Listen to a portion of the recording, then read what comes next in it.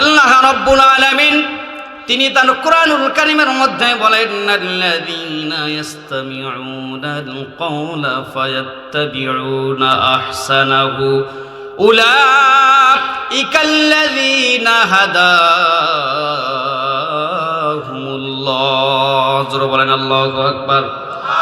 আল্লাহ রাব্বুল আলামিন তিনি তার কোরআনুল কারীমের ভিতরে ঘোষণা করে দিয়েছেন, পৃথিবীর মানব জাতিকে আল্লাহ রাব্বুল আলামিন ডাক দিয়ে বলেন, আল্লাযীনা ইসতামিউনাল কওলা, যারা কোরআনুল কারীম শোনে, যারা কোরআনুল কারীম শোনে, ফায়াত্তাবিউনা আহসানাহু, তারপর কোরআন অনুযায়ী নিজের জীবনটা পরিচালিত করে, কোরআনের কথাগুলো নিজের জীবনে মেনে নেয়, কোরআনের যেই বিধানগুলো রয়েছে নিজের জীবনে বাস্তবায়িত করার চেষ্টা করে, অনুসরণ করে, আমি আল্লাহ রাব্বুল আলামিন খুশি হয়ে তাদেরকে হেদায়েত দিয়ে দেই। জোরে বলেন সুবহানাল্লাহ।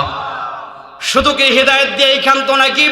রব্বে কারীম কোরআনুল কারীমের আরেকটি জায়গাতে কারিমা নাজিল করে জানিয়ে দিয়েছেন, ওয়া ইযা কুরিয়াল কুরআনু ফাসতামিউ লাহু ওয়া আনসিতু লাআল্লাকুম তুরহামুন।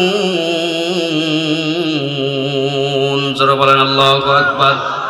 আল্লাহ রাব্বুল আলামিন বলেন, আমার কিছু পেয়ারা বান্দা রয়েছে, আমার কিছু পাগল বান্দা রয়েছে, তারা কোরআনুল কারীমের আলোচনা শোনার পরে তারা পৃথিবীর সমস্ত চিন্তা চেতনাকে বাদ দিয়ে আমার বিধানগুলো তারা নিজের জীবনের সঙ্গে মিলায়, তারা আমার কোরআন কারীমকে নিয়ে থিঙ্কিং করে, চিন্তা ভাবনা করে।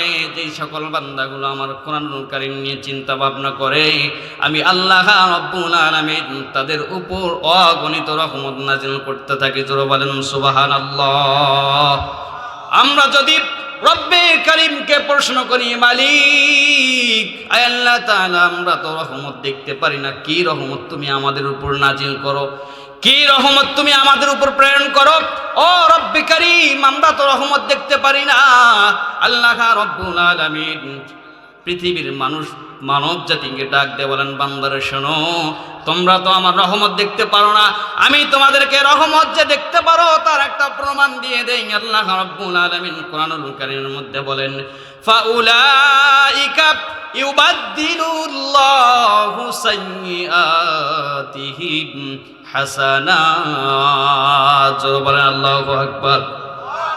আমার যেই বান্দাগুলো কোরআনুল কারীম শোনে, বুঝে, অতঃপর আমল করার চিন্তা ভাবনা করে, চেষ্টা করে, অনুসরণ করে, আমি আল্লাহ রাব্বুল আলামিন তাদের জীবনের গুনাহগুলোকে সবে পরিবর্তন করে দিয়ে দেই। জোরে বলেন সুবহানাল্লাহ।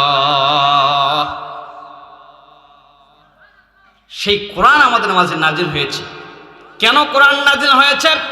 কোরআনুল কারীমকে যদি আমরা জিজ্ঞাসা করি, কোরআন কি কারণে তোমাকে নাজিল করা হয়েছে, সঙ্গে সঙ্গে কোরআনুল কারীম খুললে আমরা দেখতে পাবো কোরআন বলছে, কিতাবুন আনজালনাহু ইলাইকা লিতুখরিজান নাসা মিনাজ যুলুমাতি ইলান নূর। আল্লাহু আকবার। আল্লাহ রাব্বুল আলামিন বলেন, এই কোরআনুল কারীমকে পৃথিবীর জমিনে নাজিল করা হয়েছে পৃথিবীর অন্ধকারাচ্ছন্ন মানুষগুলোকে আলোর দিকে ধাবিত করার জন্য।